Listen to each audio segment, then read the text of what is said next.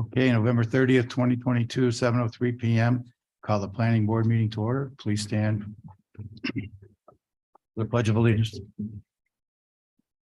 Pledge allegiance to the flag of the United States of America, to the republic which stands one nation under God, indivisible, with liberty and justice for all.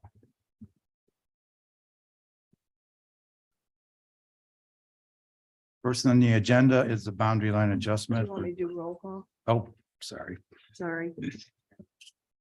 Howard Schaefer, Here. Josh Fisher, Here. Kyle McMahon, Here.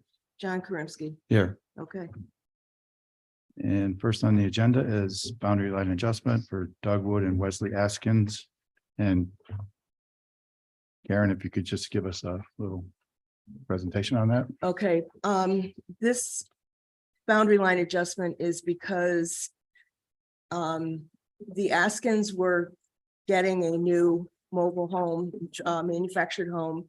And they had come into my office. We had talked about it with the gentleman representing them.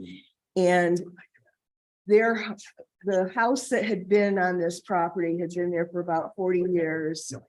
It was a tight fit as to where whatever they were going to do was going to go because of the driveway, the septic system, and the garage on the property. So in the end, they ended up applying to replace it in kind, which in the zoning ordinance, you're allowed to replace in kind.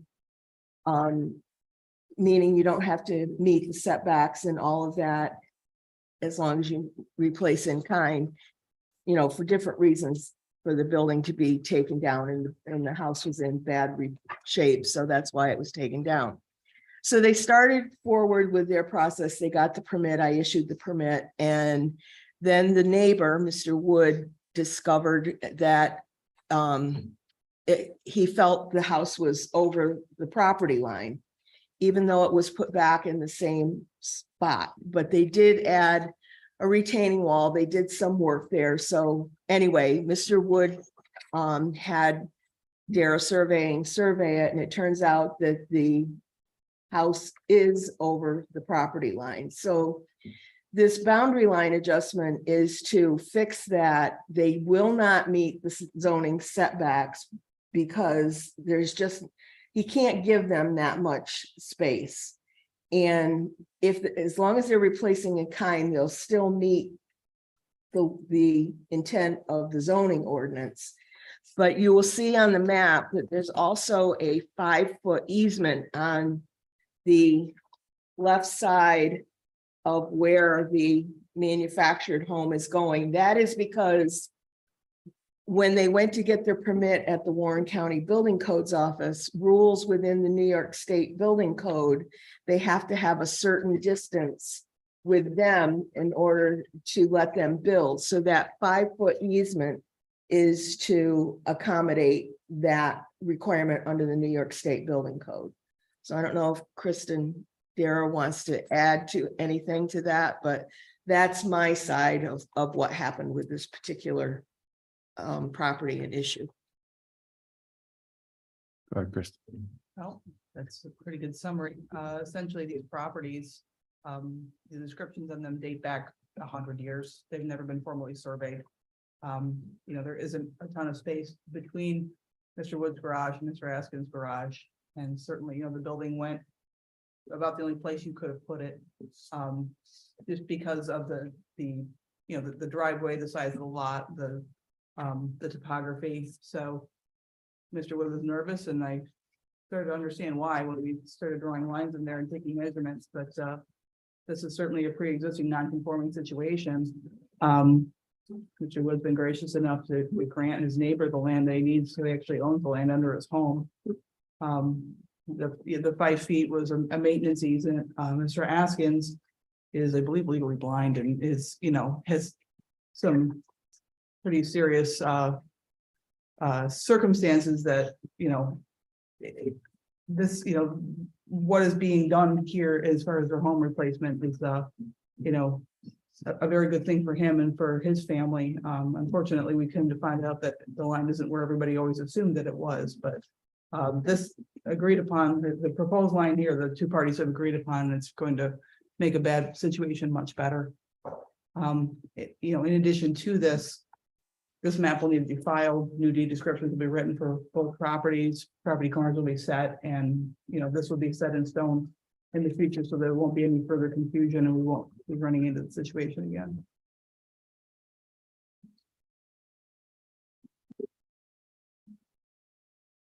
So Karen, does this call for them to go to the zoning board, or does that not have to happen since the line is still? No, because it still meets the intent of a non-conforming, Oh, okay. non-conforming building or use in the zoning ordinance.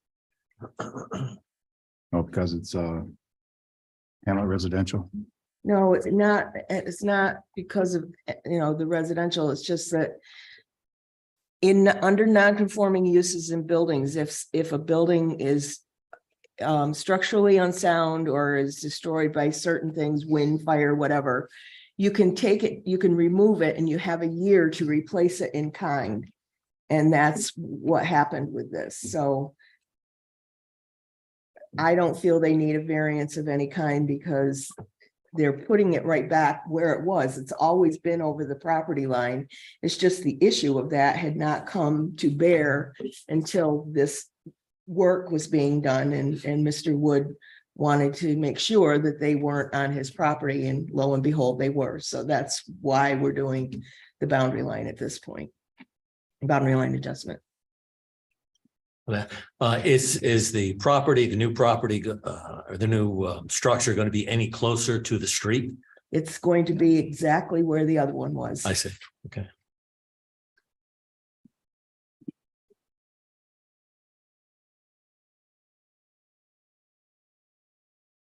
And I was going to ask if you saw any legal problem with this, or? No, I think this falls within the purview of a boundary line adjustment, which is the only thing that you're reviewing. Right.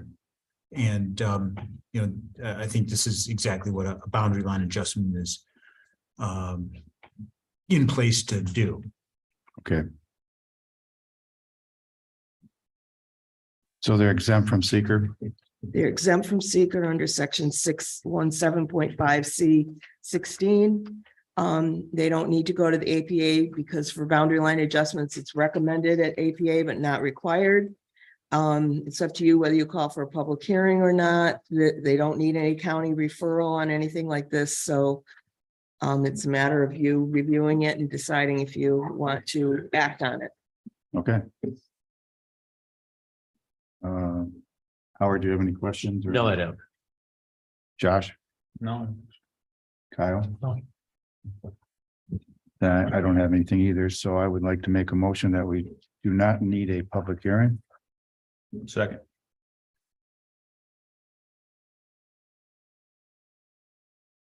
You've got to do a roll call on the motion. Okay, I got a roll call on that? You just call their name and they'll vote. Sorry, this is Chris Casay. He's going to be our new clerk for the zoning and the planning boards. And so good. Okay. Motion by John. And a second, By Josh. Scott. And Howard. Yes, aye. Okay, Scott. Yes. Yes.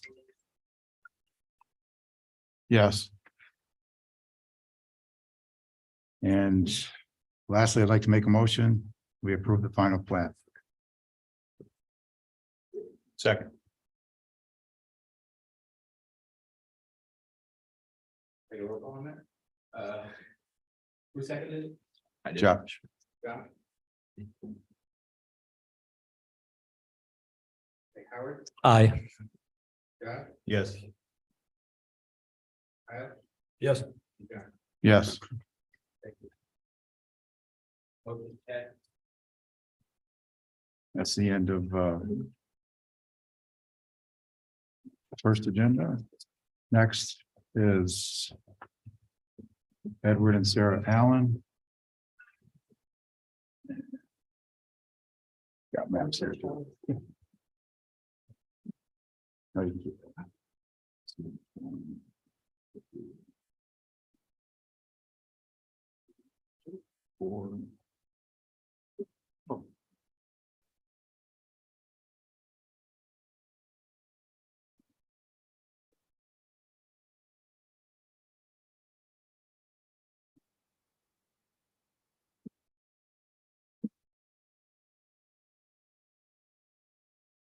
This is for a 2-lot subdivision, correct?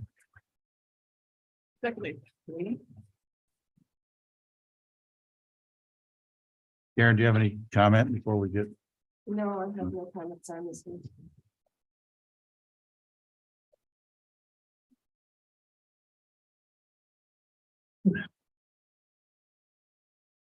Well, let me just say one thing, I guess. When you look at this map, the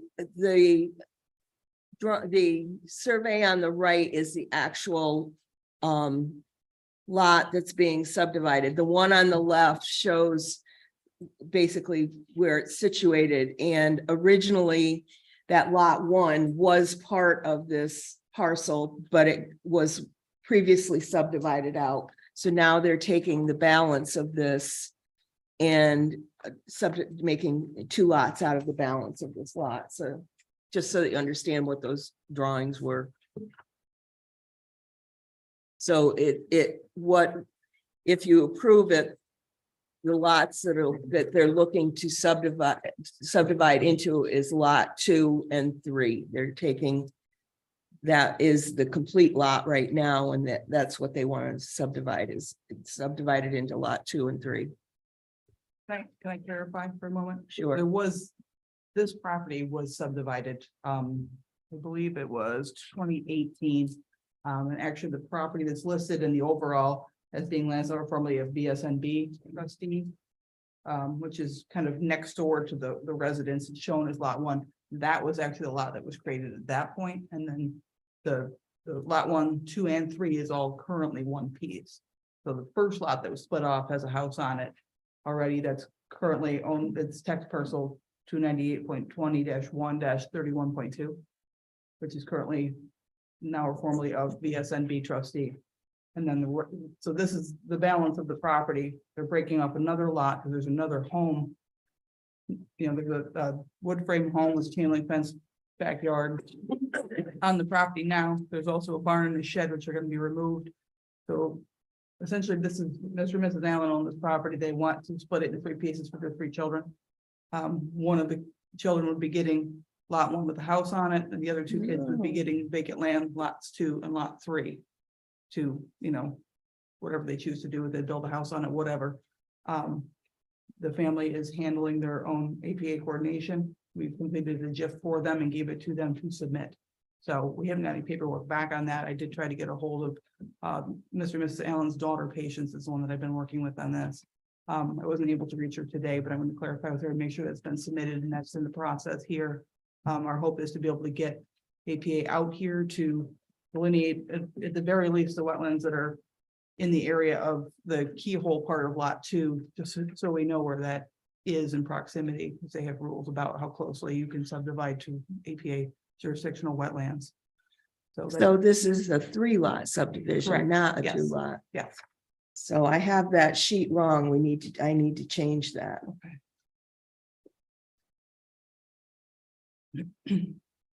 Well, I guess I didn't say 2. Yes, I did. At the very top, it's a 3-lot subdivision. Okay. Yeah, the way the application the question on the application is how many number of lots to be created. And I believe I Okay. answered 2, thinking there's already 1 lot and we're creating 2 more. I for a see you total put of 3 there. Right. Now, if we go through the process tonight, it would have to be pending APA. You really Absolutely. can't. Okay. We just want to get this in front of you and get the ball rolling with the town. See if you have any comments or any concerns.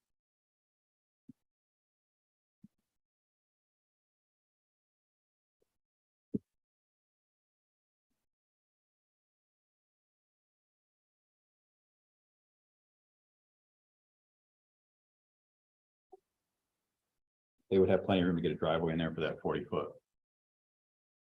spacing. Yeah. Setbacks. I mean, I don't know if Warren County has a minimum. I know Sarasota County typically they require a 40-foot minimum for a keyhole lot in order to have enough space to find, you know, a route back through there. This is all field. Okay. So really, I mean, once the barn comes down, they really could go about anywhere that they chose to within that 40 feet to get a driveway back there. I think that meets the towns to 40 feet as far as. I believe it does, yes. You can look at the subdivision book on that. It's not an easement or a right of way, so.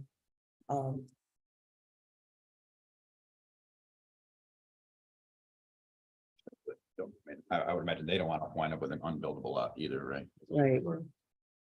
I know that it meets the requirement as far as the width of the driveway, so. you should-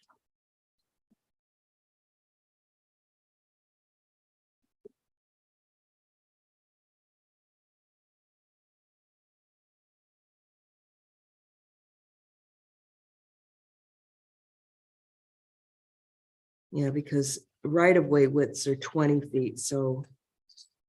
Typically, as you say, that's the 30 or 40 feet is what we have seen in the past.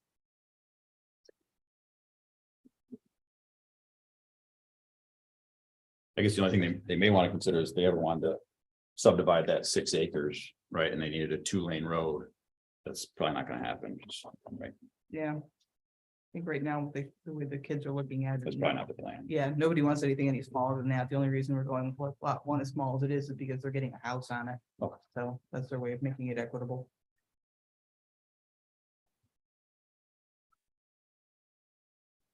Karen, do you happen to know the minimum lot size is lot 1? That's, This is Hamlet Residential and it's town water there, 20,000 square feet.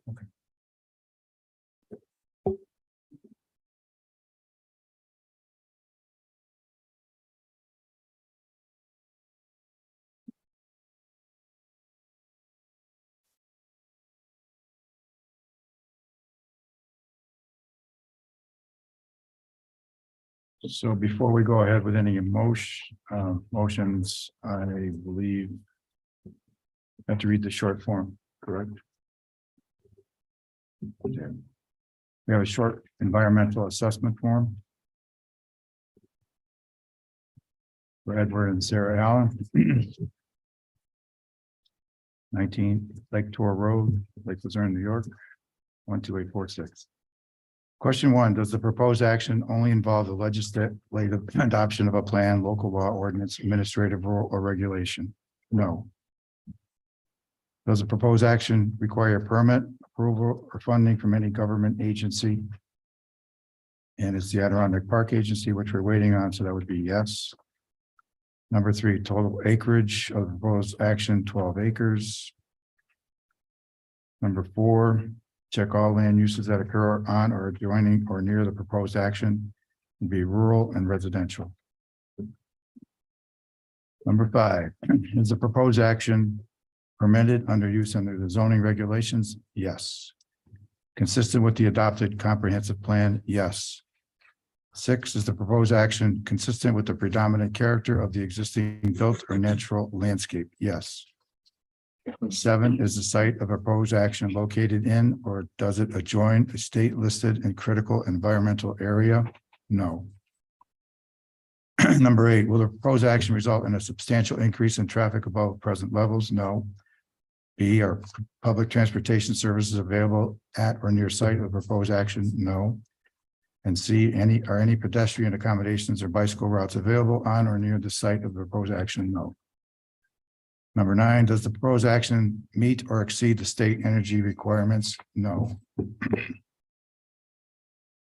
Number 10, will the proposed action connect to an existing public-private water supply? Yes, it will be the water system.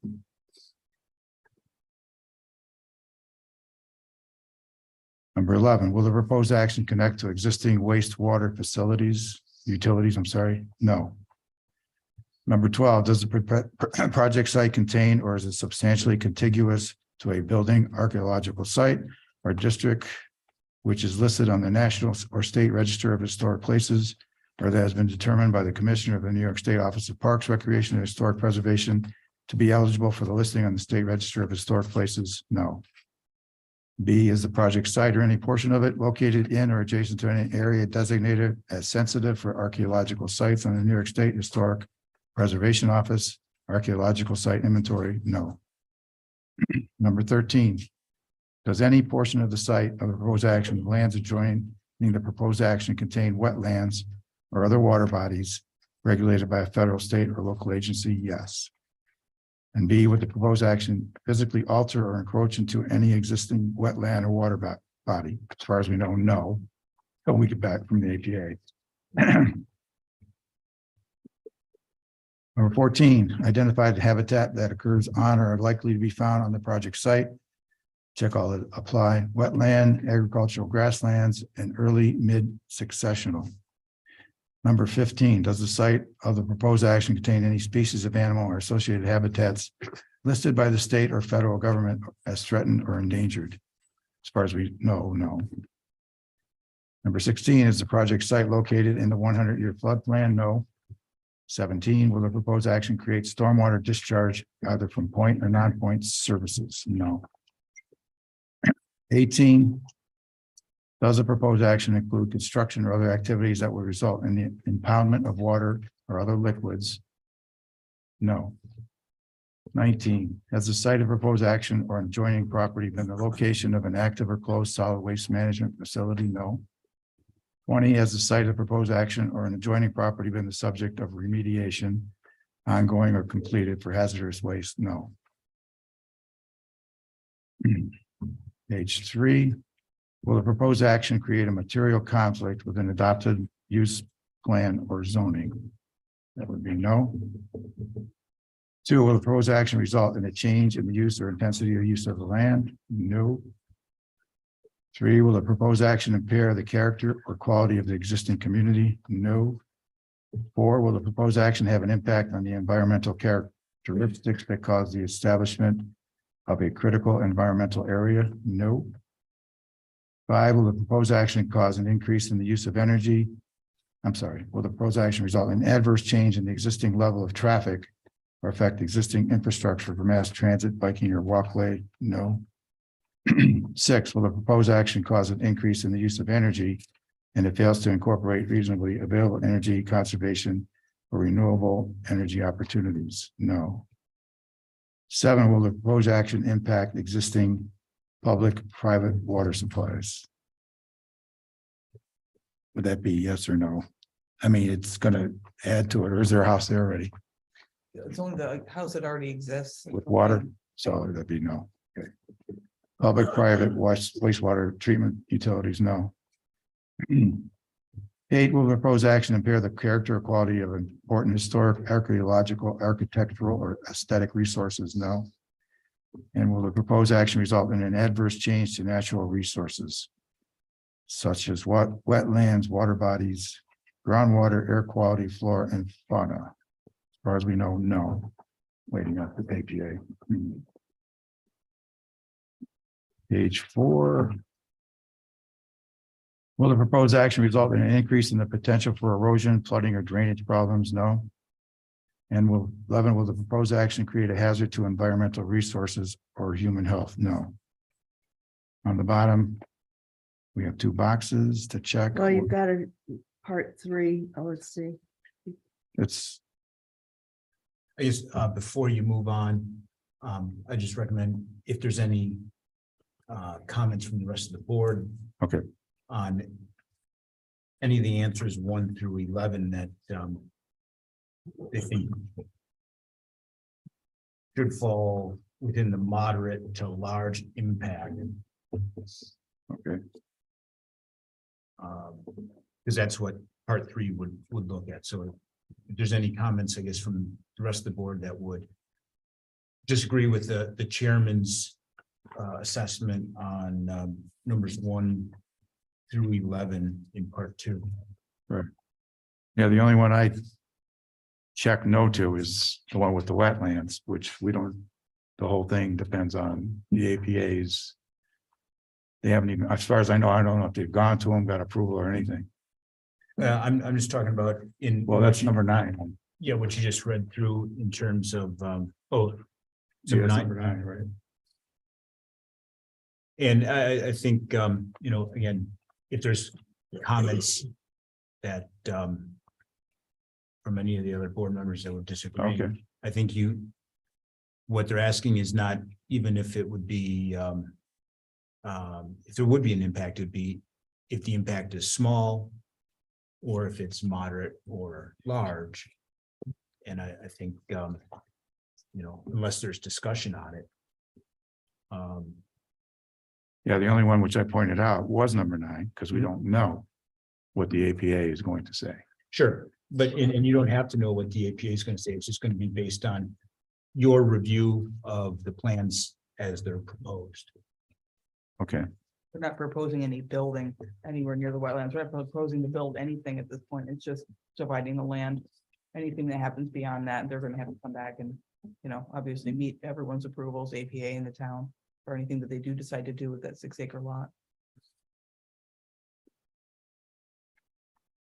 okay. Does, we'll go down through. Howard, do you have any, I have none. Josh? Nope. Tyler? I agree with everything you said. Then you don't have to do part 3 Okay, and you'd be down in the box. right. That the proposed action will not result in any significant adverse environmental impacts. So that'd be the second Right. box. So I'm going to be checking the box. We determined based on the information and analysis above and any supporting documentation that the proposed action will not result in any significant adverse and environmental impacts.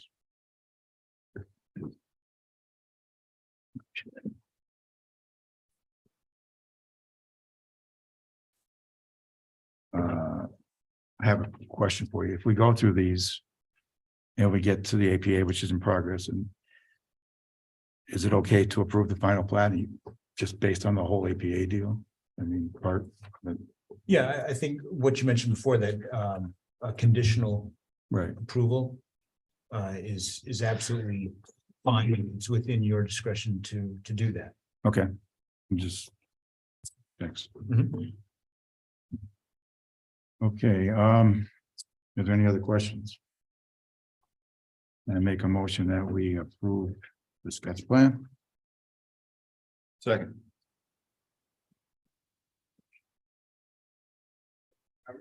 Yes. Yes. Yes. Yes.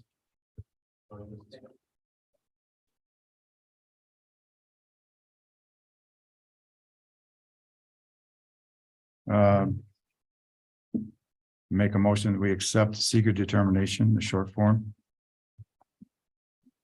Second. Yes. Yes. Yes. Yes. Pardon? Next is the preliminary plat accepted. I make a motion that we accept the preliminary plat. Second. Yes. Yes. Yes. Yes. Fourth item is make a motion that we approve the ADPA, well, I'm trying to word this correctly. You can approve the subdivision application with the condition that there are no Okay, so I can make that at the end. Yeah. Okay, yeah, so you don't have to do anything about Right. you know, the number 4 on the right. Gotcha. so I guess you'd make a determination on public hearing and then whether or not you're gonna Accept the final plat. Yeah. Okay. I make a motion that we do not have a public hearing on this application. Second. Yes. Yes. Yes. Yes. And lastly, I make a recommendation that we approve the final plat with conditions that the APA has to come back with a report that they approve the subdivision application. Second. What, all set? Okay. Howard, Yes. Yes. John, Yes. and John. Yes. So, So for the condition on the cover sheet, that is what gets recorded. I wrote approved yes with the condition. The APA approves the subdivision as submitted to the planning board, correct? correct. That, That's, yeah. okay.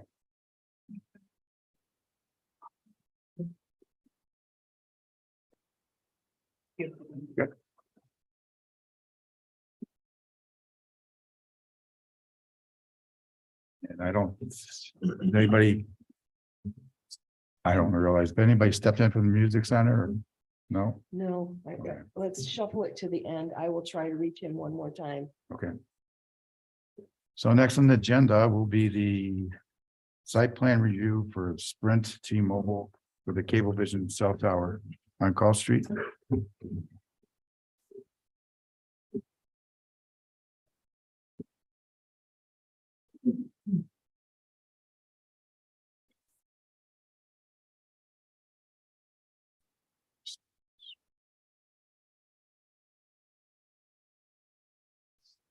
Good evening. I'm Joe Papa here for Sprint T-Mobile.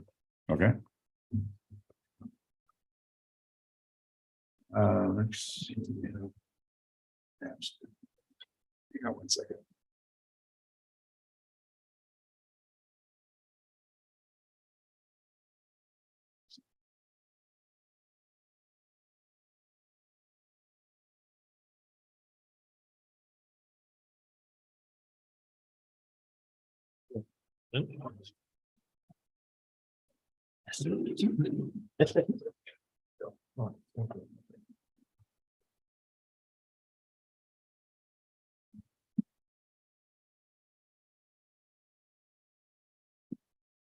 So this is an existing tower that you want to make some changes to, correct? Correct.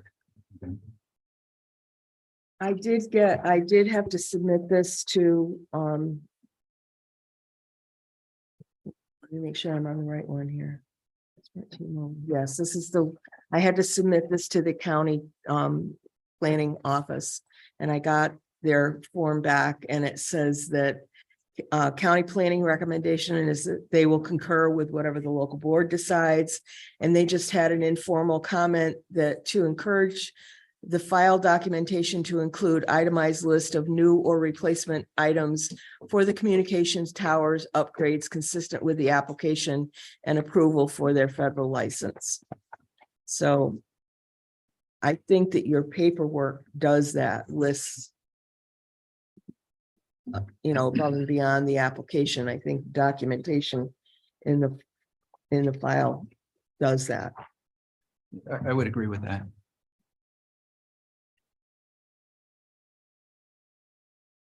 So why don't you just tell the board exactly what you want, I mean, it's got it in the application, but in case the board members have any questions. Okay. So Sprint's an existing tenant on this tower. They've been there for many years. And we're now looking to upgrade the equipment, which has two parts. There's antennas on the tower and cabling, and there's ground equipment. The antennas on the tower will be replaced. There's currently 12 antennas on the tower. So those antennas will be replaced with 6 new antennas. And in addition to that, the mount will be replaced on the tower. And next to the antennas on the tower will be these boxes, which are called remote radio units. And they're about 2 feet by 2 feet in dimensions. And they're mounted next to the antennas. And then the cabling connects to those boxes and the antennas. So that's the tower portion. And then on the ground, the radio cabinets, which operate the wireless facility, are currently located in the building on the ground at the base next to the fenced area. The owner, which is Time Warner Cable, which now is known as Charter Communications, wants to use more space within that shelter building for themselves. So they've asked us to relocate our equipment from inside the building to inside the fenced area at the base of the tower. So in the drawings, you can see the detail. At page A2B shows what we'd be proposing on the ground. And this is within existing fenced area next to the tower. All existing developed area within that fence. And the equipment proposed is within the developed area of the facility. So it's no closer to any of the property boundaries than what's already existing, the building, the tower, in the front of the building, not shown on this page. There's a generator and a propane tank which belong to the tower owner. So within the fenced area, we're proposing a concrete pad, 11 by 17, and on that pad would be a steel platform with the radio cabinets. There's two cabinets. They're in the upper right of the pad. Supporting equipment. That supporting equipment would attach to a telephone and electrical utilities, and then a proposed generator, which is on the left side, which is the west side of the concrete pad. And then the other part is an ice bridge, which is the L-shaped structure, and that's where the cables connect to the cabinets and then run to the tower, base of the tower, and up the tower to the antennas and the remote radio heads. So the generator is gonna get changed. There's gonna be a new generator.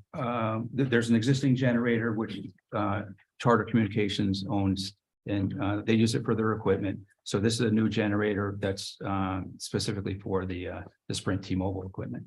So it'll be two generators. Correct.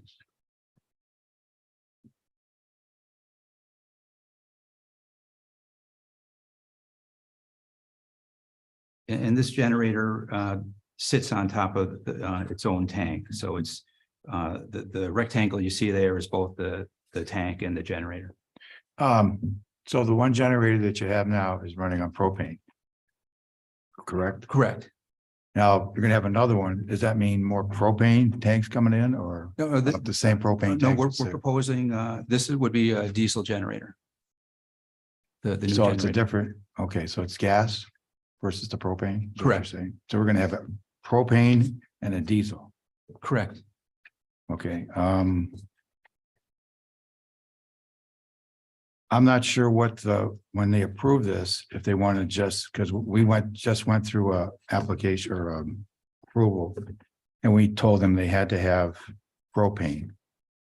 Based on the whole process. So now you're telling us that you're going to have one of each. So I'm not sure, when did you originally get this approved, this whole, the sprints? This original equipment, this facility dates back, I don't have the exact date. It's more than 10 years, 15 or 20. My point is that when this board approved AT&T, well, whoever, when we approved the last one, we made it mandatory that they have a propane, not diesel. Now you're gonna have one of each, and I'm not sure if we can do that. Do we have to go back to the original application for approval? Because now they're asking for two different things.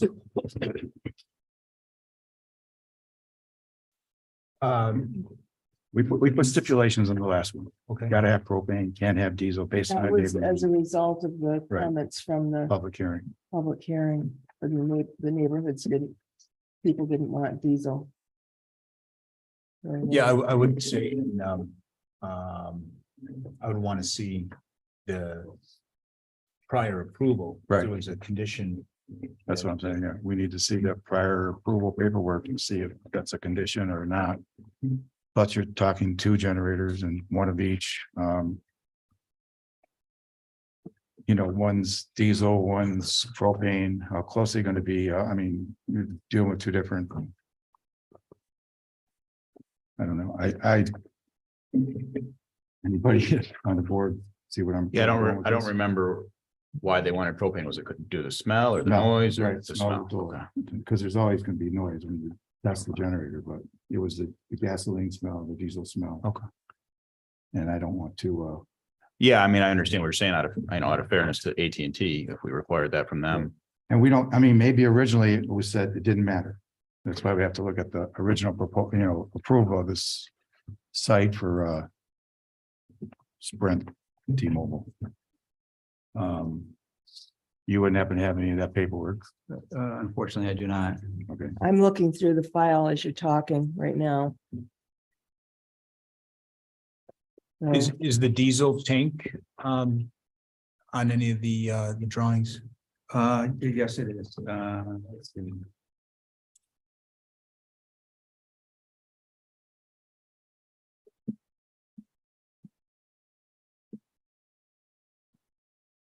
is Nextel, is this? Are you, I've got one here back in 2004 for Nextel. That's correct. Would that be you? Yes, Nextel and Sprint merged. Okay. Around 2006. And now Sprint and T-Mobile are one entity. Yeah, and this is,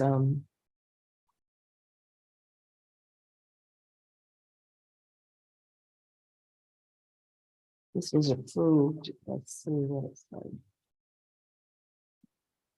It's small on page A8, in the top right corner. The diagram shows the generator on top of the fuel tank. It's basically one rectangular structure, all within it, an enclosure.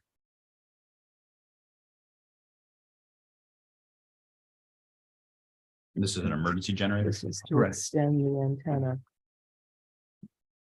This one was to extend the antenna. That's the paperwork I have for that. So the generator will only operate for a long duration when there's a power outage. Weekly, it would go into just a test mode, like, every Wednesday, something like that, to just keep it operational. Yeah, I'm basically worried about what was proposed and what they accepted the board back then as far as what you could put out there. Do they only tell you could put out propane, or it didn't matter? That's what I'm trying to find out from the original application. Well, the original tank must have been for, I mean, I've got paperwork in here for Adelphia, which is what the original, I think. This is a for building zoning permit. Assessment.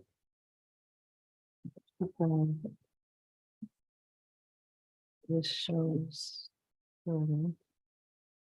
Adelphia would have been a predecessor to Time Warner Cable.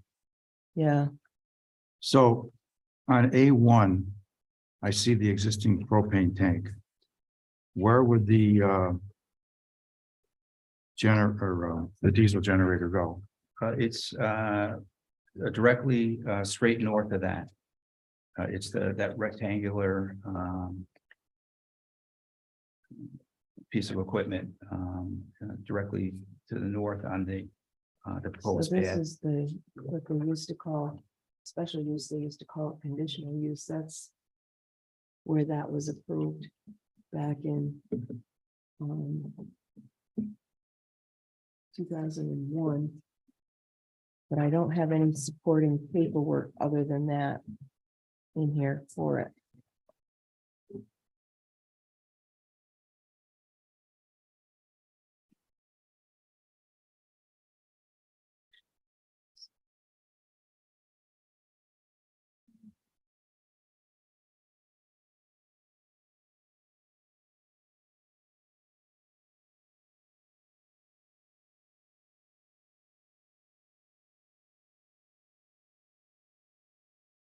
So just out of curiosity, why would you want to, since you already got propane generator on there, why would you want to switch and get a diesel one instead? For, I mean, not. You'll have a propane, you'll have a diesel. Why wouldn't you want to have two propane generators? And that wouldn't be a question, you know? Well, then we'd need our own fuel tank for that. And most of the sites we've been operating diesel generators.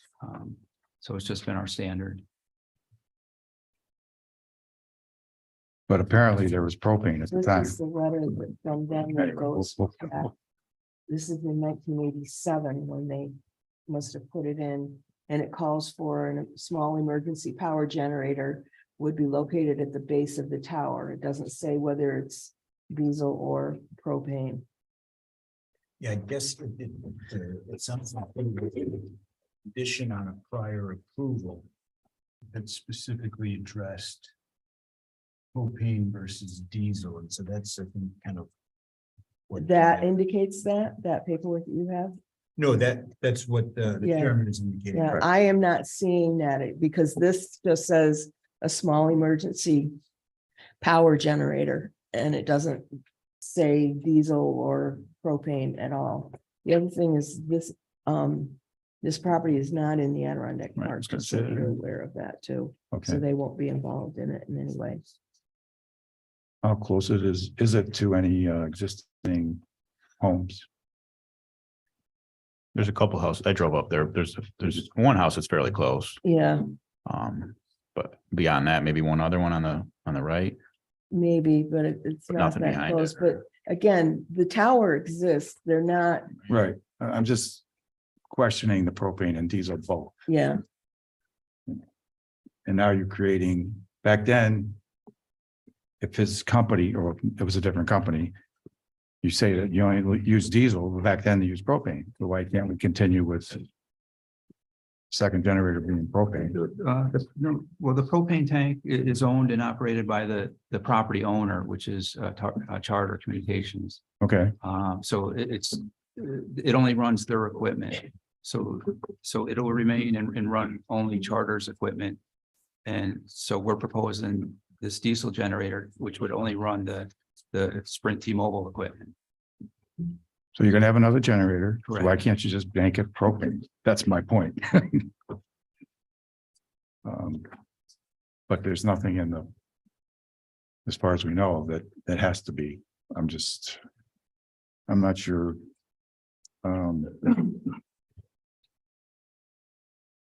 Is that sufficient? If they never said either one, now they're gonna put another one in, but it's gonna be opposite of what. I don't know without seeing if there was a condition imposed on a previous application that I'd want to see what that condition was. If you have concerns that this is going to be, it's going to contradict the, whatever was discussed in the prior application based on the feedback and public comment, then I would suggest that you have a public hearing to address that issue. And, in the meantime, if there is a condition that's somewhere in the file that comes to light before the public hearing, then we can also take a look at that and address it and see if, for one reason or another, if diesel would be acceptable for this type of emergency use, or if it contradicts the previous condition. So that'd be my recommendation. Does your company ever use propane? Like in certain sites? I'm just thinking, well, one truck backing in and filling the propane tanks. This is one backs in for propane, one backs in for diesel. We have thousands of sites, so I'm sure that there's propane. Okay. Yeah. Karen, do we have anything original or what was going on at that time? I would have to go back through this file page by page and see. I just found that one letter and all it says is a small generator. It's not spelling out anything. I'm not from the original application. I mean.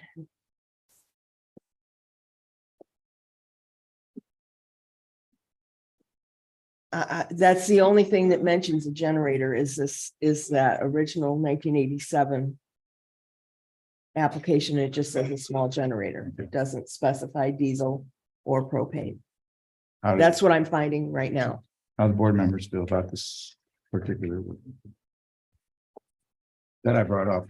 I mean, maybe it means. Yeah, I understand you don't want to contradict AT&T. I think it was definitely a little bit of a different situation. Right. Being in the Adirondack Park.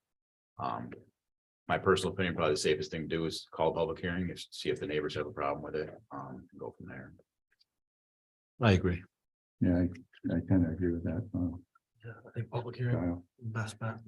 Just what we've gone through already prior. I mean, and we have no documentation that we can find at this point. That before we can go approving anything, we should have a public hearing on that. You can move forward with a determination, I guess. You know, if the application is complete. Okay, You know, you can. You know, you can go through the short form and everything else, but it sounds like public hearing might be a way to address. I'm just trying to protect the town, the board, because I don't believe you were here. We had the AT&T situation. Different situation, but you know, Sure, I mean, the best thing for you, which is gonna be the best thing for the applicant, is to make sure that you don't go through the process and then find out that there's some issue afterwards. So right. if that means just scheduling the public hearing, then at the very least, you're gonna open it up to any sort of feedback that might be available to you to make a full determination. I mean, or your company is working within the area that is for the equipment. I mean, I see you're upgrading, you're going from 12 to 6 antennas, that's better, you know. There's a lot of good things coming out. The one question that I had was the generator, because that was a big question on one of the last applicants. So John, I guess if he was proposing a propane generator, would we bypass the public hearing? I guess, is that something we want to let him explore? If he can make it a propane generator, then can we go without the public hearing or not? I guess. Whatever this, you know, what might be the easiest route, I guess. I can definitely ask the question to my manager and the higher ups. Okay, so what might have to happen then? You have to come back in December. If you're not going to do it, then you won't have a public hearing till January. I mean, I'm just Right. giving you the how it's going to go. You know, if we don't have any answer tonight, which you don't, obviously, we'll have to wait another month till you get the answer. I think you could schedule a public hearing, and if Yeah, I guess you don't have to post it till like 10 days before. and if the issue comes up, you know, if the public comments are that a propane generator, you know, for whatever reasons, would be preferred over the diesel, and there was some public comments to that effect. And that was something that the applicant was going to be able to swap out and willing to do in response to the public comments. You could keep the ball rolling without having to come back in December to get an answer of whether or not they would do propane instead of diesel, and then set a public hearing for January. And then, you know, Right. you know, keep pushing the. Now, if he came back in 2 weeks and we don't have a meeting for 4 weeks and said they'll do the propane, then we probably wouldn't have to have a public hearing because propane is existing. Correct? Right, but you could still have the public So, hearing. okay. But at least that would make it go faster, correct?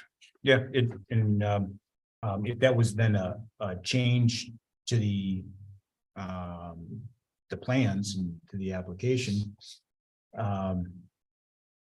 If there were any comments about it, obviously that's already been addressed, and so the diesel issue would be, removed from consideration. Right. If that wasn't brought up in the comments and the plan was changed, then you're not really any worse for the wear having a public hearing. Okay.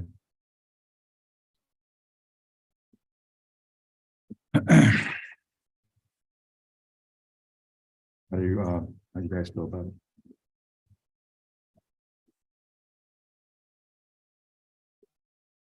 Sounds like. It seems to make sense. So we'll still schedule a public. Yeah, I hearing. would just, be specific with the notice that this is regarding the diesel generator, not the whole cell phone tower, because, Right, a lot of people have opinions on cell phone towers. You know, all the parameters that we need to deal with to resolve the situation. right. So as we go through his application, the site plan,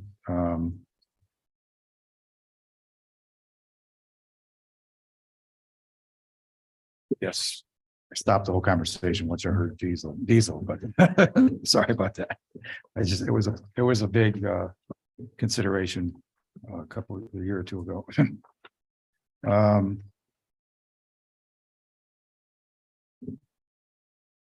Yeah, it's only going to take you 30 days to get this done. So it's basically you're going within the area that you already have all your equipment.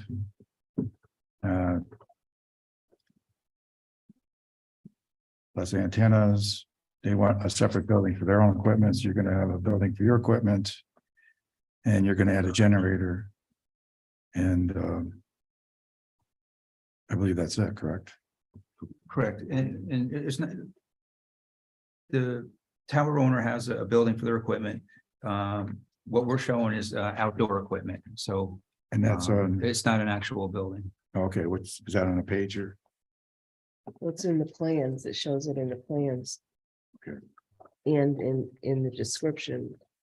On the site plan review application, it's spelled out what it is, but on the plans, it shows that it's all outside equipment. It's not in a building. Oh, so I thought you were gonna build a building. No, that's why you're putting the pad down. We're putting the pad down for, it's an equipment frame, a steel Okay. frame. So it'll be outside. It'll just be. It'll be outside. It will have an ice canopy above the equipment to protect any falling ice that might come off the tower. But there's no walls to it. It's it's not an actual building.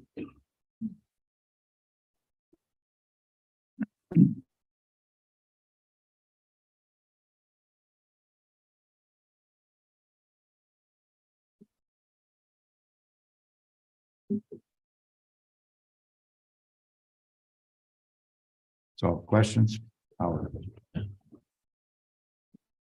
Gosh. Nope. And Kyle, Right now.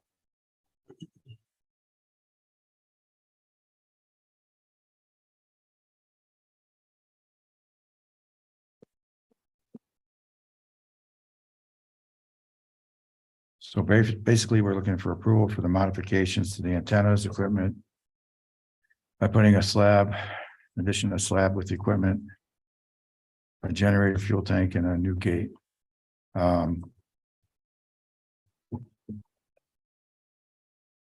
Well, it's spelled out specifically on the site plan application, Yes, the project description. Of this, so that's what they're looking for approval for is. I kind of condensed it on that form, but Right. it's spelled out on your site plan application. is that something I need to read into the record? I mean, I don't think I've done. We've this. always done site plan. Site plan applications. I know I've always done short forms. Yeah, and then you've got to go through the seeker form as well, but Yeah, you read through it to see if you have any questions regarding any of their responses. Um.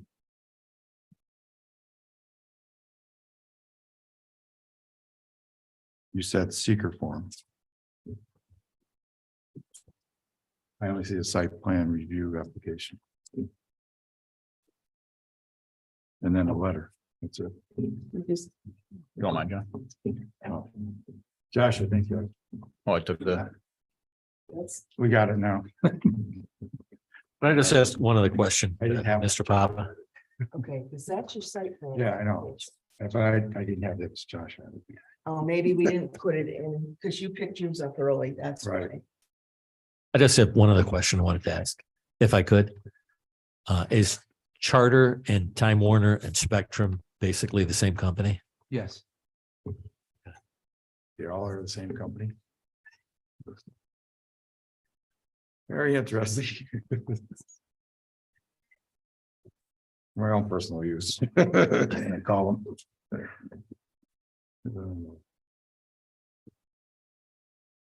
Okay, So I'd recommend going through, determining if you've got a complete application and then doing the secret. okay.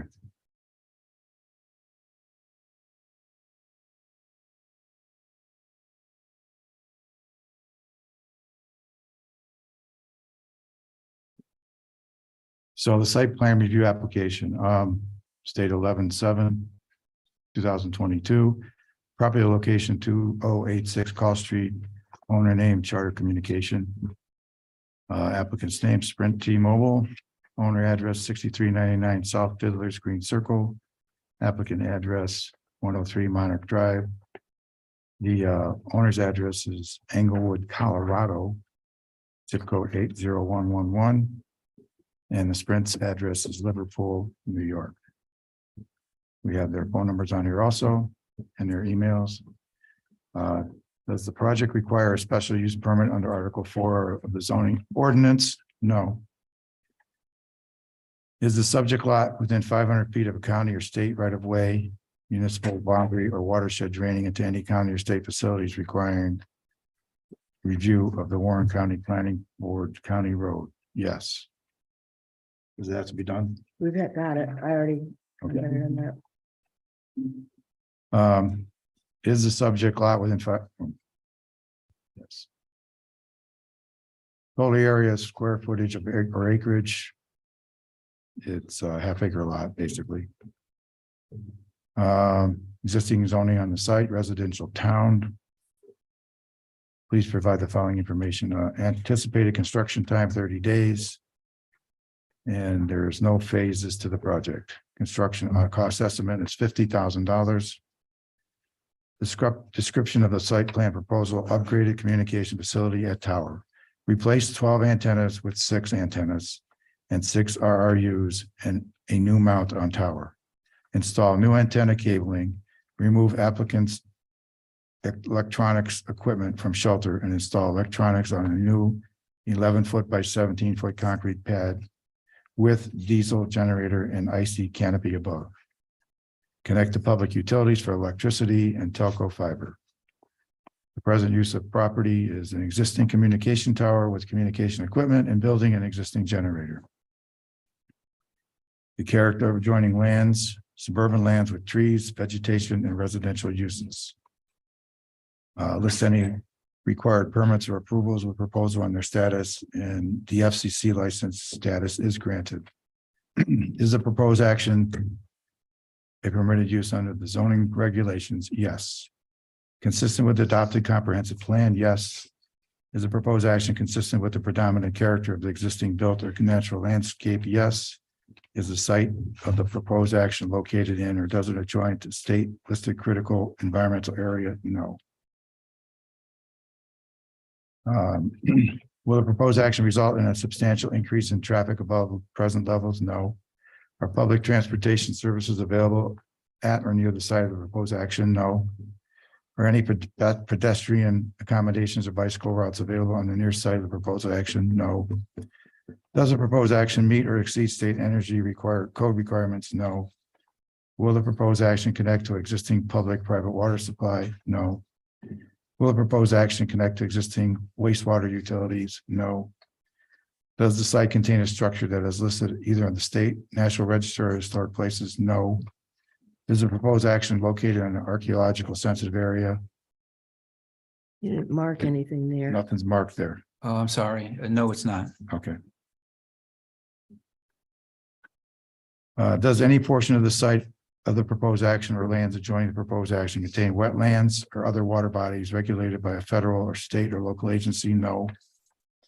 Would the proposed action physically alter or encroach into any existing wetland or water body? No. It's not applicable. Identify the typical habitat types that occur on or likely to be found on the project site. Check all that apply. Suburban. Does the site of proposed action contain any species of animal or associated habitats listed by the state or federal government as threatened or endangered? No. Is the project site located in the 100-year floodplain? No. Will the proposed action create stormwater discharge from point or non-point sources? No. Will stormwater discharges flow to adjacent properties? No. And will stormwater discharges be directed to establish conveyance systems, runoff or storm drains? And that would be not applicable or no. Yeah, they didn't need to answer those two questions because they had answered no above. Okay. Same with number 18, not applicable also. Okay. 19 is also not applicable. 20 is not applicable. And that would be signed by Joseph Papa Jr., authorized person for the applicant on 11/7/22.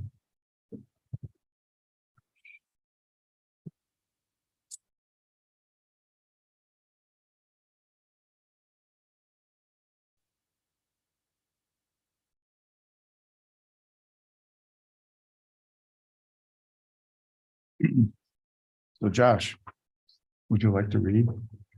Sure. I'll lose my voice. Thanks. Before you do the secret, I'd say, make a motion that it's either complete or not complete. Oh, the application. Yeah. Gotcha. Okay, I make a motion that the application is complete. Second. Who's that? Josh? Howard, Yes. Josh, Yes. Kyle, Yes. John, Yes. Eric.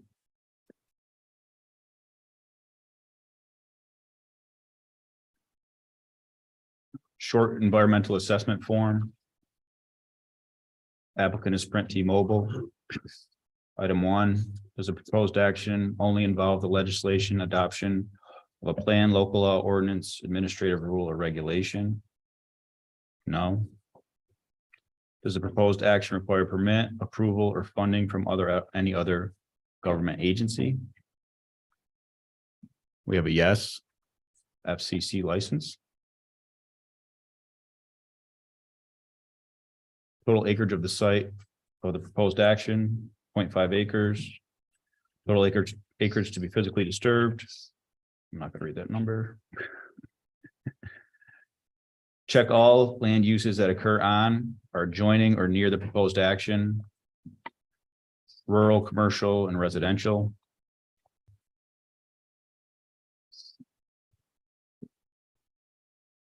Is the proposed action a permitted use under zoning regulations? Yes. Consistent with the adoptive comprehensive plan? Yes. If anybody has any problems with this, just speak up. Is the proposed action consistent with the predominant character of the existing built or natural landscape? Yes. Is the site of the proposed action located in or does it adjoin a state listed critical environmental area? No. Will the proposed action result in substantial increase in traffic above present levels? No. Are public transportation services available at or near the site of proposed action? No. Are any pedestrian accommodations or bicycle routes available on or near the site of the proposed action? No. Does the proposed action meet or exceed the state energy code requirements? No. Will the proposed action connect to an existing public-private water supply? No. Will the proposed action connect to existing wastewater utilities? No. Does the proposed site contain or is it substantially contiguous to a building, agricultural cultural site or district which is listed on the state or national or state register of historic places, or that has been determined by the Commissioner of New York State Office of Parks, Recreation, and Historic Preservation to be eligible for listing on the state register of historic places? No. Does any portion of the site of the proposed action or lands adjoining the proposed action contain wetlands or other water bodies regulated by federal, state, or local agency? No.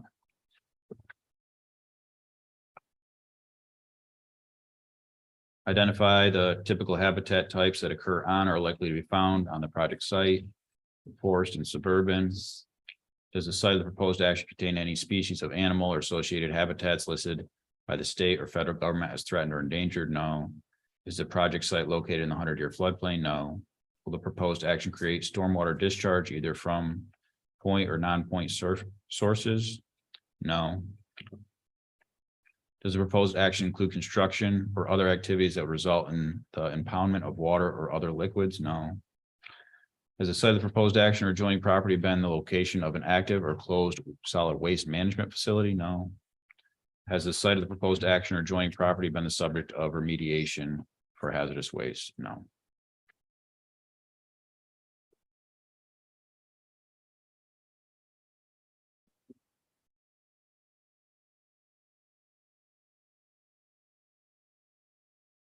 Make a motion for this?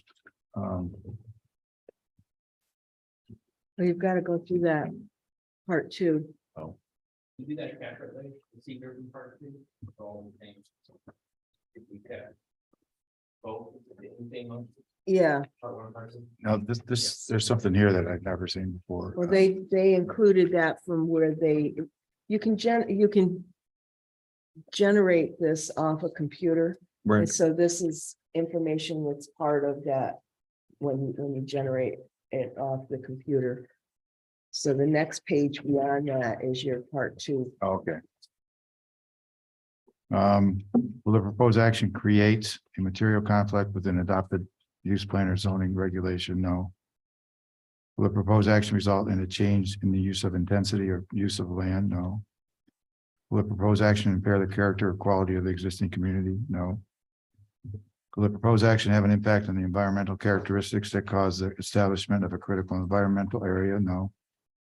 Will the proposed action result in an adverse change in existing level of traffic or affect existing infrastructure for mass transit, biking, or walkway? No.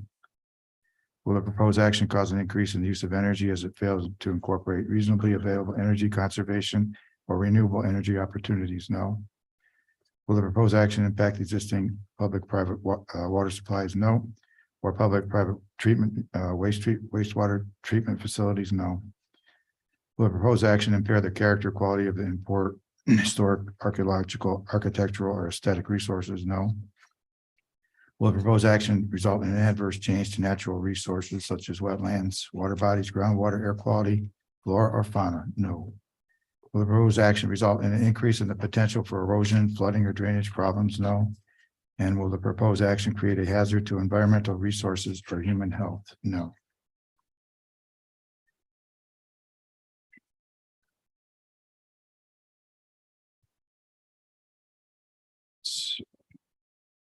Do we go through this question, or since we answered no with all the other questions? Right, same as before, Right. unless there's disagreement. Right. Part three, you don't have to answer, you go to. Does anybody have any disagreements with the form we just went through? Howard? So I'm going to check the box that we've determined based on the information and analysis above and any supporting documentation that the proposed action will not result in any significant adverse environmental impacts.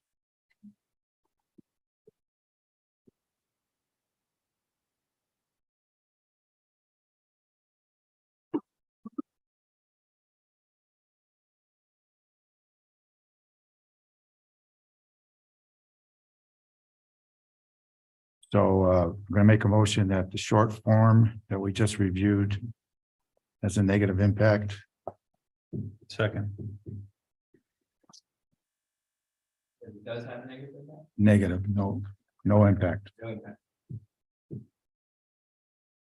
Take a roll call on that, Howard, Yes. John, Yes. Tyler, Yes.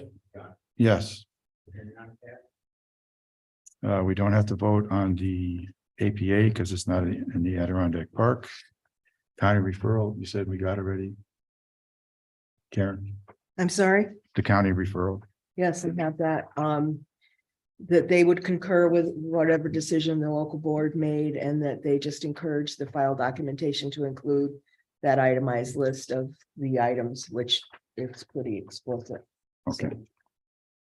I don't think we need a motion for that either. do we? No. Okay. And I'm going to make a motion that we have a public hearing. Second. Are you done? Yep. Howard? Yes. John? Yes. Yes. John? Yes. Now I have a question on that. If I do this, I would notice on this, Attorney Crow. Am I doing it specifically for the generator part of it or for the public to view the whole application? It's for the whole application. Okay, The existence of the tower is not part of the application, and so It that's is- not, it's just what they're applying for, Right. okay. But I don't need to specify out in the notice. no, the whole application is available for review View. and comment. Okay. Same as usual, then. Okay, So our next meeting will be December 28th. So that would be the day of the public hearing. Okay, Okay. and I'll get back to Karen as soon as possible on Okay. that question. okay. Now, can we approve this based on? No, you'd just- have to wait for the That's what I public thought. hearing. Okay, so that's it. Public hearing will be December 28th, 2022 at 7 PM. Okay, Thank you very much. yes, thanks for your help.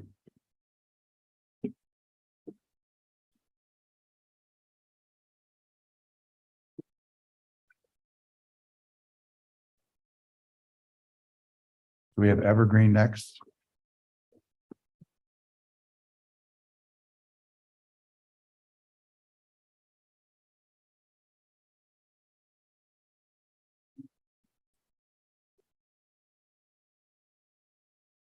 Evening, I'm Eric Sandblom from SRA Engineers representing Adirondack Industries, the applicant.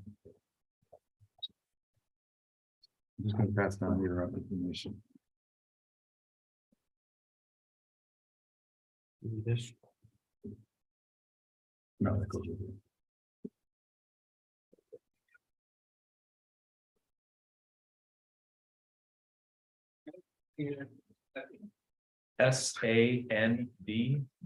Sandblom. Whatever. Thank you. You're welcome. You need one back? Eric with a K. Where's that here? You have two of them or one? I know. That's it.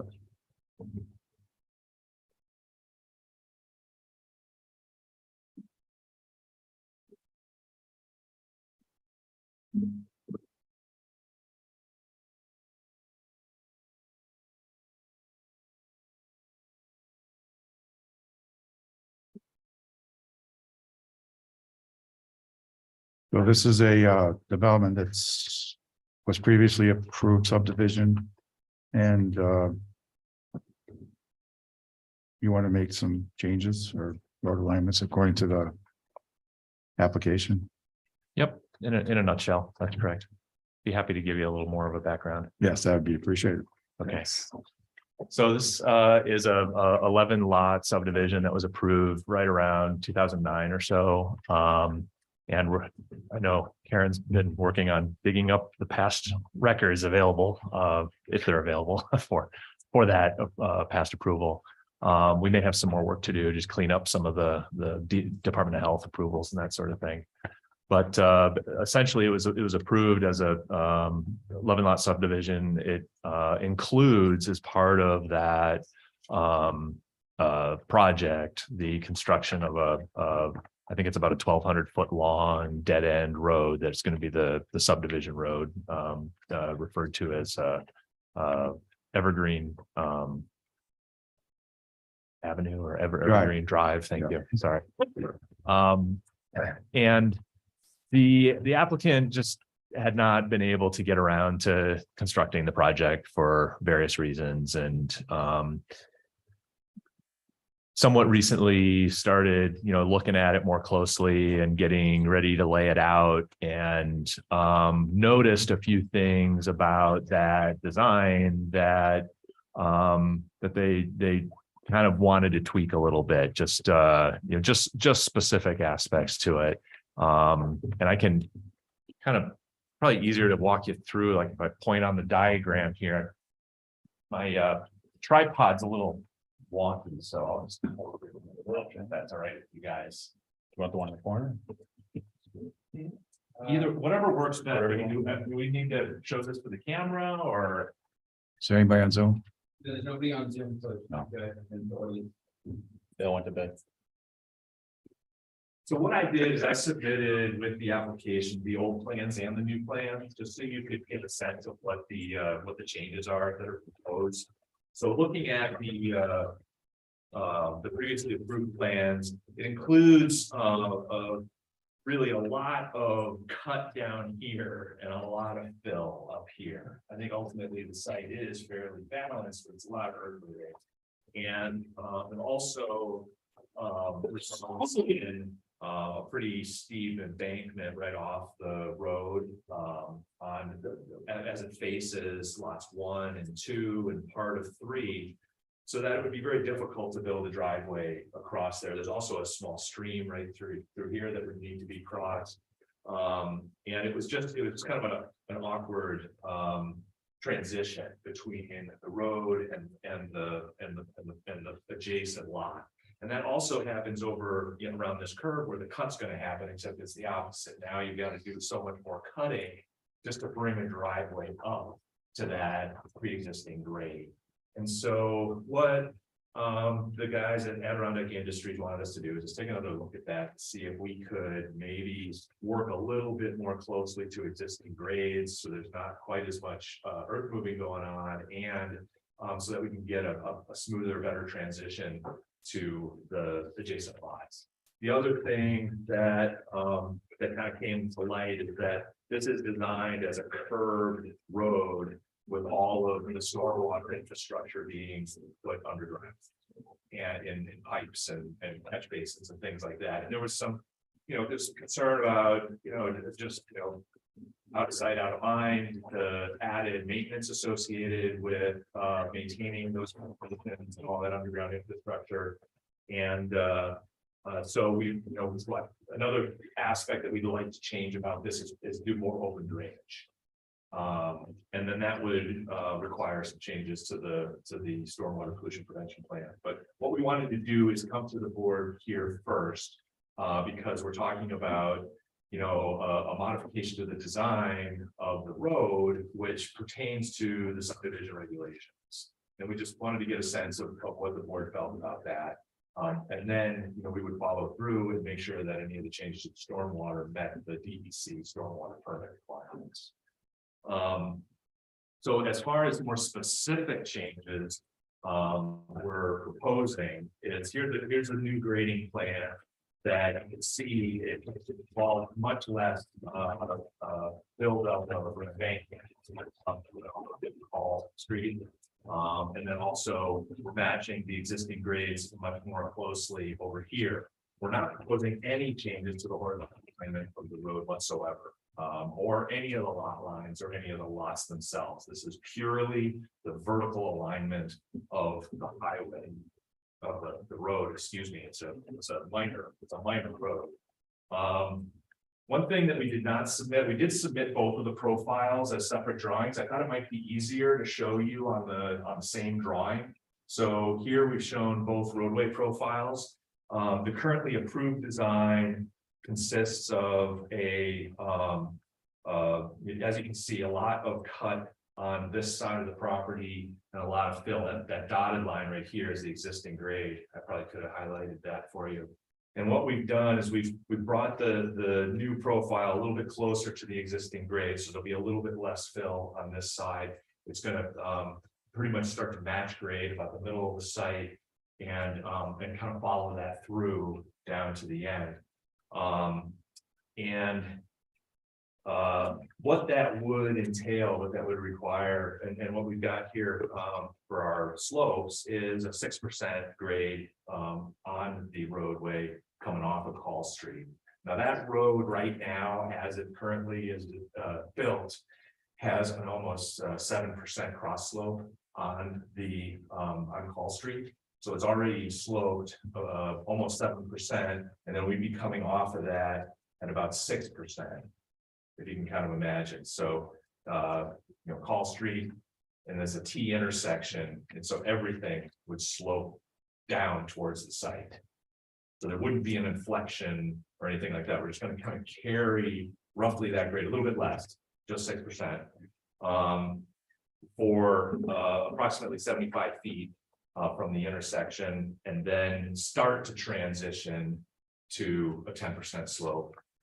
When 10% is within the guidelines in the subdivision regulations. What we're asking for is the one aspect of the subdivision regulations states that 150 feet from the center line to maintain a 3% slope, and we're asking just for forgiveness on that one item that we can use, that we can go to 6% here to take advantage of that super elevation that's already on Hall Street, and just kind of continue to carry that. And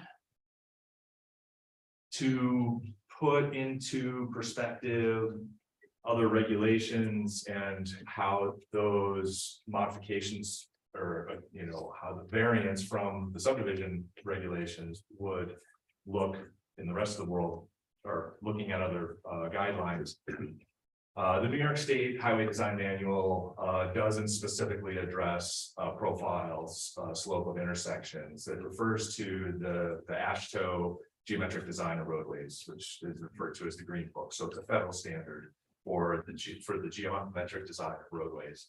And what that states is it does indicate that the goal here is to maintain and keep intersections as flat as you can.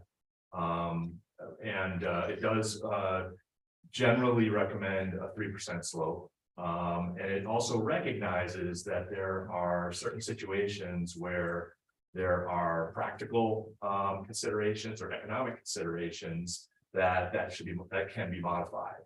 And that's basically what we're saying in this case. So it's a practical consideration more than anything.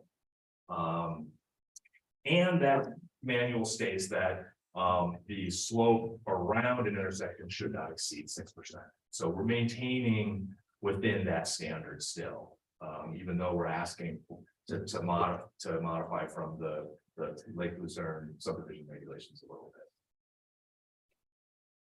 So I've gone on for a while. If there are any questions, I'd be happy to answer them. I have a question. From the time that this was approved originally, from 2009 to now, what was happening in the meantime? In other words, it's 13 years since this was first proposed. Why the delay? I don't know all of the reasons. One of there is a representative of the applicant with that. So Steve, I don't know if you'd like to chime in. Well, the economy and just the way things went, and there was no need for, we had no desire to build it at that point. Now we would like to, and we were shooting the grades and going over it, and that we found, excuse me, that we didn't like the grades that were on the original plan. Yeah. That's when everything got involved. I see. Were there other developments similar to this, 10, 12, 15 units that you've built previously, or is this your first project? In Luzerne, it's the first one. Where else have you built? Correct. What kind of, not to get too far off of the purpose of why we're here, what kind of research did you do demographically to identify who would be your target audience for this type of home? Just local research and the other development, we were looking probably Beckford Close was something that we went by that was years ago. And we wanted to mimic that of some sort. Thank you.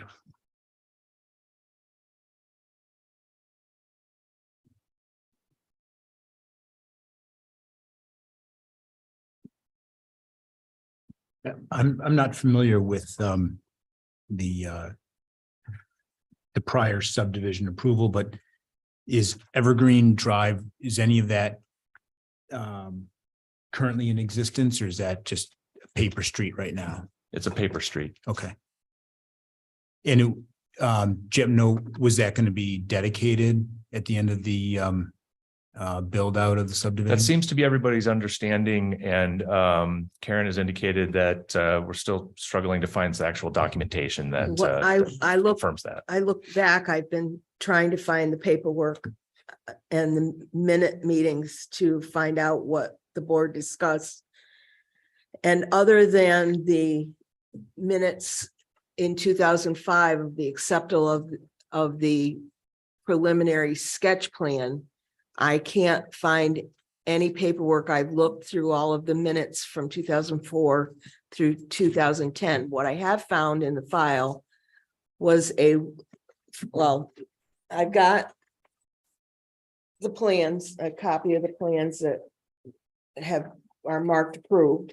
They were signed by the chairman of the planning board. On the cover sheet in there, it says that it was approved on July 24th of 2009. I went to those minutes. They don't exist. There was not a meeting that night. But they're signed by the chairman of the planning board. There's a cover sheet in there that indicates that it's got a stamp from New York State Department of Health with their approval on it. They've got an expiration date, as we've indicated. They've gone beyond the expiration date of 2014. I think it's October 24th off the top of my head. And so they know they've got to go back and get that updated. But there was also a letter in the file from Department of Health to the engineer at the time, asking for a letter from the town stating whether or not the town was going to take over the maintenance of the roads. So I called DOH, and there was no copy of a letter from the town addressing that issue. So I called Department of Health and talked to a Mr. Malkorath, who is an engineer. And he went back and checked the old files, and he sent to me a copy of a letter from the engineer at the time, who was Gary Robertson, that basically addressed all the points in the letter that DOH had sent to him. And the portion about the town of Luzerne, he has written, the town of Lake Luzerne will be forwarding a letter relative to their accepting ownership and maintenance of the road and stormwater system. However, they don't have a letter. I don't have a letter. So it indicates that the town was going to accept the ownership, the ownership and maintenance of the road, but I don't have any documentation other than that statement from the engineer at the time. And I cannot find any minutes of any meetings that involve the review of this subdivision. Did that have to ask us to hold on for a second? I gotta change the seating.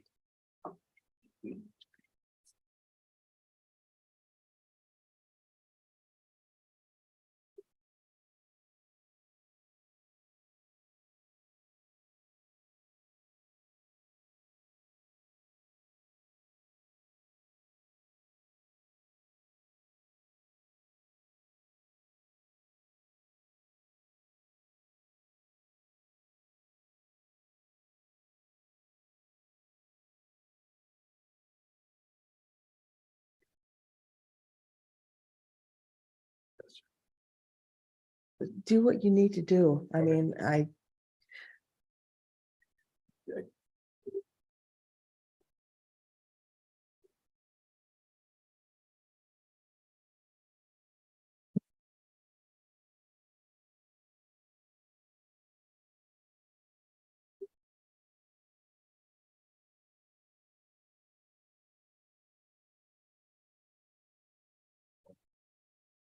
You know, wait for the attorney to come back Yeah, in. we'll wait.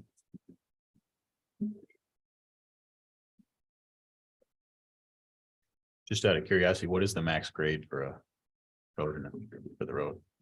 10%. Is it 10? 10's the max? Josh, you have a copy of our subdivision I do, rules, yeah. right? It's on a table in there on page 46, if you want to look, but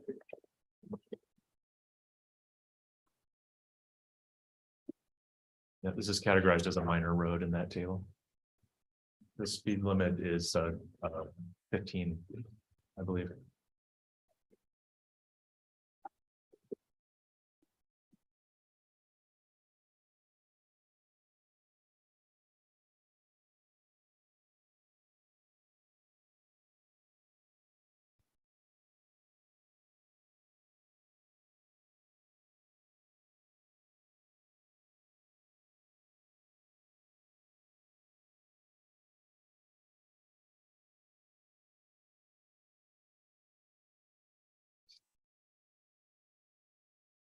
Okay, I've been on the board since 2005.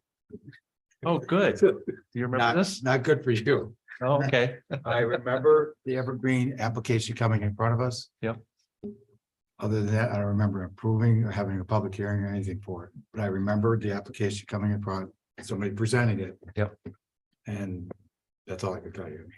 Could have happened after that, but I mean, there was a lot of other applications that came in and never saw the light of day because they didn't go forward. And I remember this one specifically only because Evergreen was one of the first roads I ever lived on when I was a kid. And it popped in my mind. But Sure. as far as having a public hearing for it, which would have had to have happened. None of that, I mean, and I could be wrong. I mean, that's why we kept looking for the paperwork. I'm not 100% positive, but it's my 2 cents. I don't know what we can do. We have no documentation as to a public hearing or. well, the subdivision was recorded with the county. It's a recorded subdivision with the county. So that's a good thing. I just don't remember it I myself. just can't find any paperwork. So they've got an approved subdivision. I didn't see anything that would preclude you from moving forward on this based on the duration or anything else. Right. So in essence, they could move forward with it as it was approved. If they desired. Now there's the request here is to make a modification for it. And I guess, you know, from my standpoint, in terms of the technical stuff, I would recommend getting comments from that from the town engineer. So Okay, forwarding the application to the town engineer just to get comments. And I guess I would probably recommend that it also be sent to the highway superintendent so that he can take a look at it. If this is going to end up becoming a town highway, it's going to be his. And so if there's something that an issue that he might have, and I'd rather have that come out now than after the applicant puts time and money into building the road. now this, the only thing I see in the subdivision book here, and it says. This may have nothing to do with it, that the planning board. Whereas in the judgment of the planning board. Things could be changed. Does not impose any problem or constitutes a positive design feature. As far as the word. Page 46 of the. Oh, that's for that specific cul-de-sac minimum grade issue, and I don't think that comes into play Oh, okay. in this.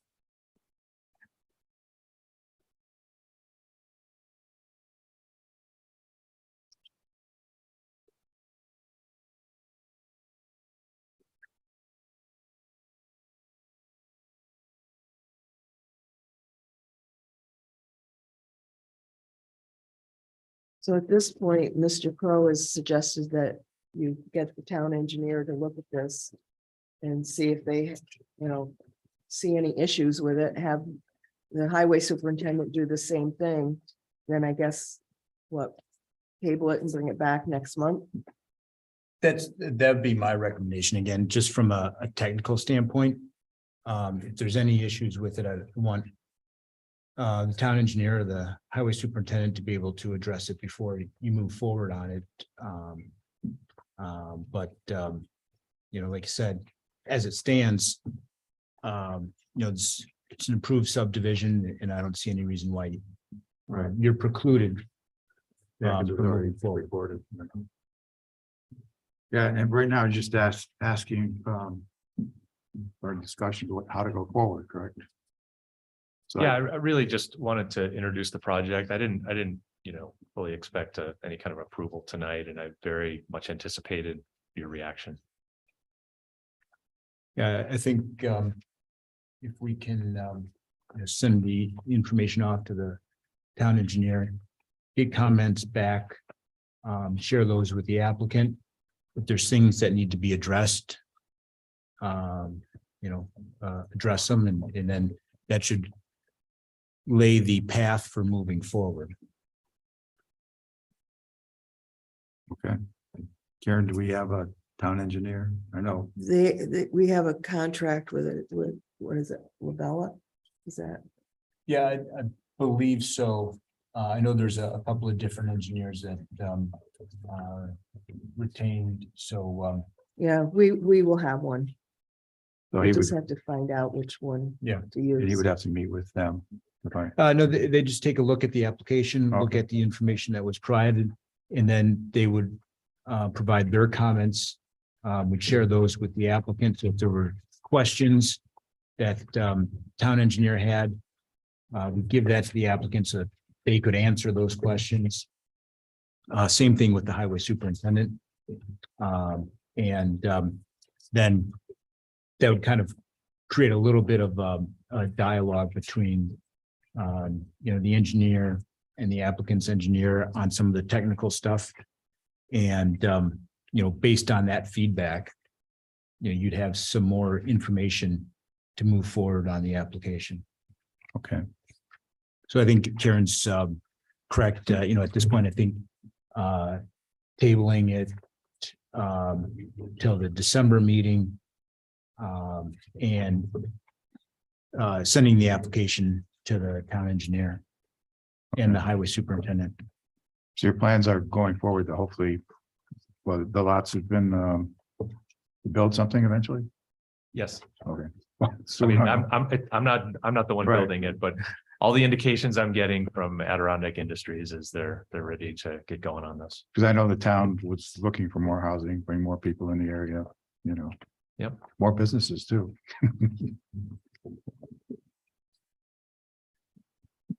So I make a motion to table the issue till next month. Our engineer gets to look at the paper. Mike, do I reach out to the engineering company? The town? Yeah. So who am I gonna find out who it is? I'd check with Cindy. Okay, And Karen, let me know if you need any additional copies of anything. okay. I think you sent me this electronically, Yep. so I can forward that on Yep. to them. Okay. Okay. Second. Yes. Yes. Yep. Yes. Thank you for your Look time. forward to seeing you again with some progress on My this. pleasure. Thanks. Is there anybody from the music center? I tried again. I will try. Okay, This. I don't know what's up with that.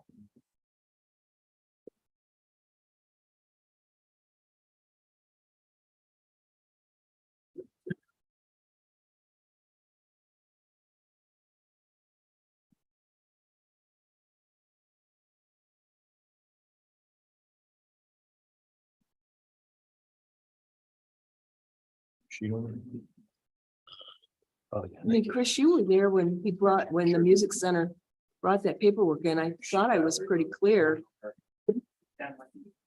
Yeah.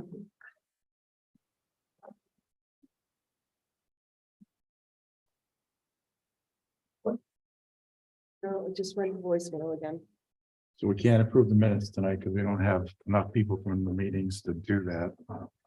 Um, Does that mean that you need more than a quorum to approve the minutes? there has to be If a the quorum of peop- people that were there, Ah, so. He wasn't at the last one, so we Yeah. need 4 for the last one. I understand. And then in August, the whole bunch of us wasn't here. right. Yeah, were you here or not? Still, if you 3 were there. you need the 4th one. So kind of like puts us in the map. Maybe when we're all here, we could have somewhere down the road. Well, December 28th, hopefully. Good. We'll all 4 be here to approve these minutes. Because we all 4 have to be at December to approve. November's. Anybody have any old or new business?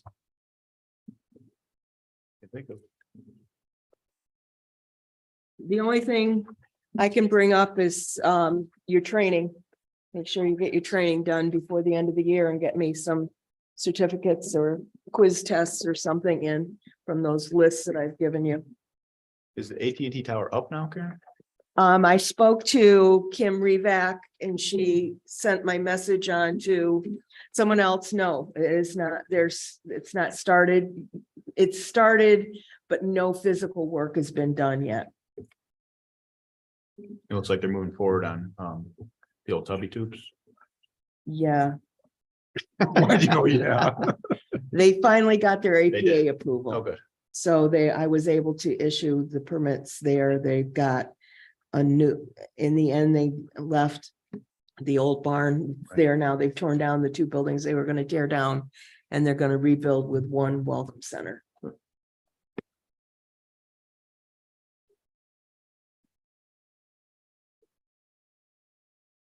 Make a motion to adjourn. Yes, I'm making motion. Second it. Yes. All all in favor? Favor. Aye. So Mark, it's the 8:52 is when it ended. I don't have that.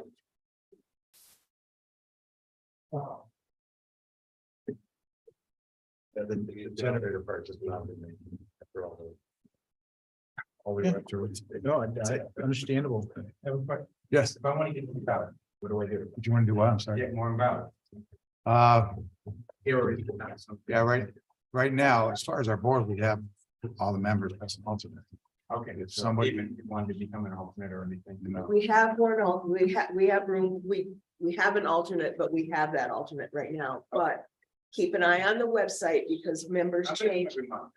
Okay, but members change all the time and they're, if not here, zoning board. Yeah, it could be a zoning or board, member whatever. as well. You know, so- It changes. Property, and I was with you a while ago, and I'm slowly developing it. Slowly. My big project, it's just about complete. I did the strip mall across from